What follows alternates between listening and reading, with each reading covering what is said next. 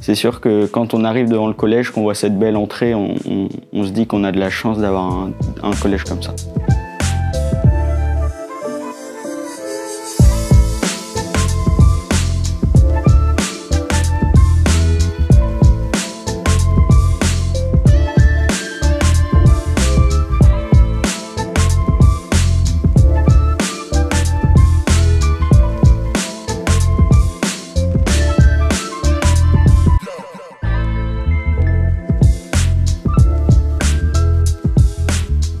Le choix a été de porter la capacité du collège de 700 à 800 élèves. On est sur une parcelle urbaine très dense avec des contraintes spécifiques puisque le site du collège est entouré de trois axes routiers.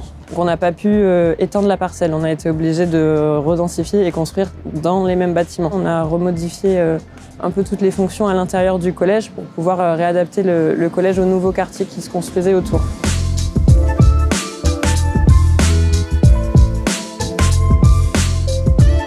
À partir du moment où on a conçu notre projet en conservant le bâtiment pédagogie et le bâtiment technologie et qu'on les a réunis, on avait déjà fait l'économie de tout ce béton qui aurait dû être nécessaire dans le cadre d'un collège neuf. Après, c'est-à-dire qu'on a choisi de faire une isolation par l'extérieur.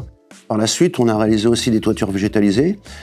Ces toitures végétalisées servent justement à contenir la chaleur, mais surtout à renforcer l'inertie et à rafraîchir les bâtiments. Il y a eu un gros travail sur la parcelle, sur tout ce qui est gestion et récupération des eaux pluviales. On a 2 cuves de récupération des eaux pluviales qui servent à l'arrosage des jardins et à l'eau des sanitaires.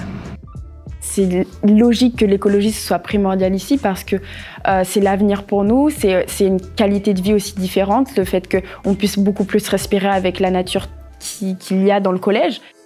Il y a 2 gymnases ici, près du collège. Là, il y a un terrain, on peut faire du basket, du foot. On perd beaucoup moins de temps à se déplacer parce que maintenant on reste très souvent au collège. Enfin, moi, depuis qu'il a été rénové, je me suis très peu déplacée avec ma classe pour aller ailleurs.